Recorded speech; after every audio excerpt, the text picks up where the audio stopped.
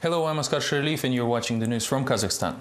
A roundtable in Almaty with the participation of the Constitutional Council Chairman, Supreme Court representatives and the Prosecutor General was opened with a scandal yesterday when journalists proposed the officials to personally deal with the court decision banning all media mentions of the president's son-in-law Timur Kulibayev. The discussion over criminal law reform started with a scandal in Almaty. The Attorney General Kairat Mami was about to welcome the roundtable participants, but the present journalists seized the initiative. They suggested beginning the reform with the Judge Makhmetova and proposed to cancel her unconstitutional decision and bring her to justice. We demand to call her to account for the violation of principal constitutional norms and started investigation against President's middle son-in-law Timur Kulibayev. On February 1st, Judge Makhmetova issued a unique solution to ban all media from publishing material about President's son-in-law Timur Kulibayev. Latest issues of several newspapers suffered as a result. During the roundtable, Constitutional Council Chairman Igor Rogov had to literally run away while avoiding the question of whether the judge's decision was legal. Is this a part of your authority? No, it is not. So this is a political issue? Yes, it is, whereas we deal with legal ones. All the best. Having Mr. Rogov, Respublika newspaper journalist, appealed to Supreme Court Chairman Musabek Alimbekov, the chief judge of the country finally admitted that even judges can make mistakes. He promised to monitor the issue as the Republic insists. You made a very serious appeal, of course. I have no right to ignore this.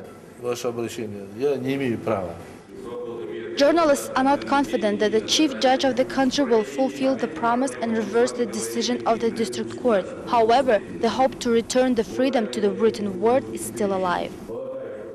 Despite the fact that the court forbade to mention the name of Timur Kulibayev in the press, non-state media in Kazakhstan continue to publish materials about the son-in-law of President Nazarbayev. The latest issue of Svoboda Slova, Vzglyad and Respublika newspapers were partially removed from sale by bailiffs. In response, media representatives held a meeting to discuss what to do next.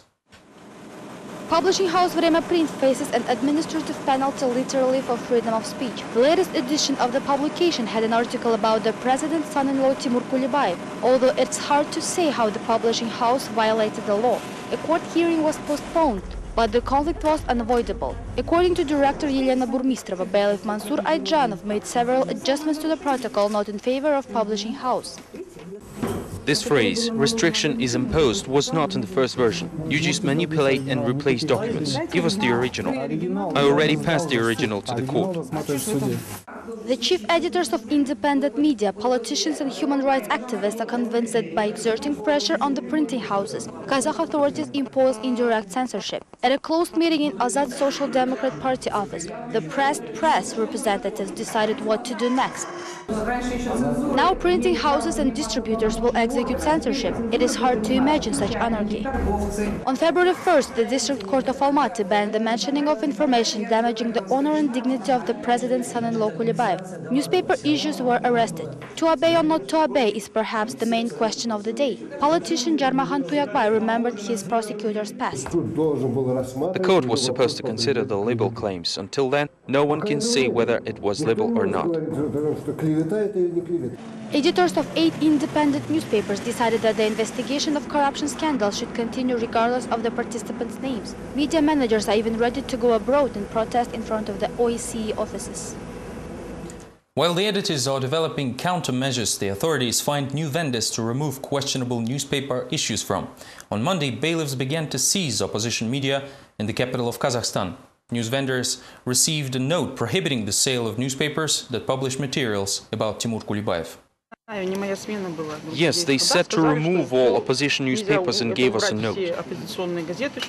On Monday, it was impossible to find a single issue of newspapers, Respublika, Vzglyad, Svoboda Slova or Kursiv in 40 city kiosks of Astana owned by the national news vendor Kazpress. Bailiffs seized them in retail outlets in the morning. The same fate befell smaller traders. The main argument was the decision of the Medeo District Court issued on February 1st when discrediting information about Timur Kulibayev was published on the newspaper's front pages. However, not everyone obeyed the court's decision. According to the law, only president's honor and dignity cannot be violated, and the law has nothing about Timur Kulibayev. People of Kazakhstan must know the truth and how the president's son-in-law could become a millionaire. More on the topic. Mukhtar Ablyazov already issued a new statement. In addition to usual recipients, the law enforcement agencies and parliament, this time it was also sent to political parties, including the ruling party Nur Otan.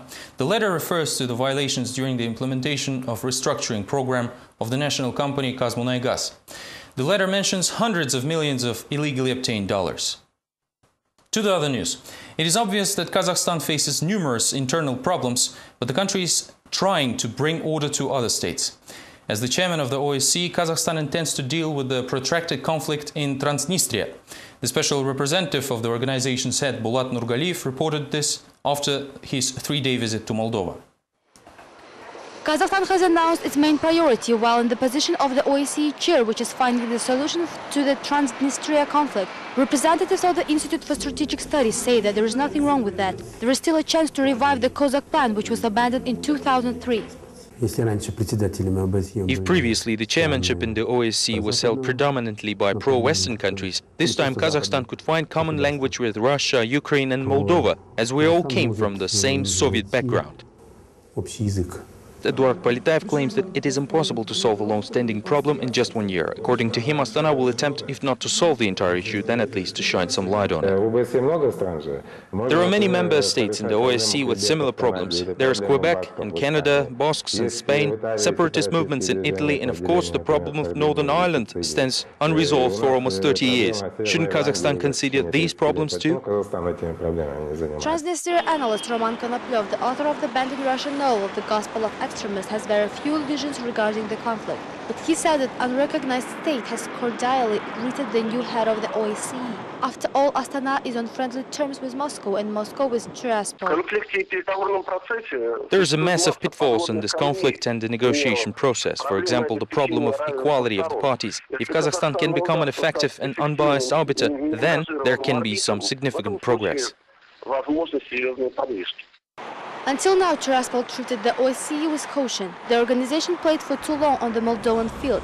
However, the expert community agrees that Transnistria is an ideal base for peacekeeping activities. Minor blemishes will be hidden by the frozen nature of the conflict, and Kazakhstan will have to play out the role of an honest broker.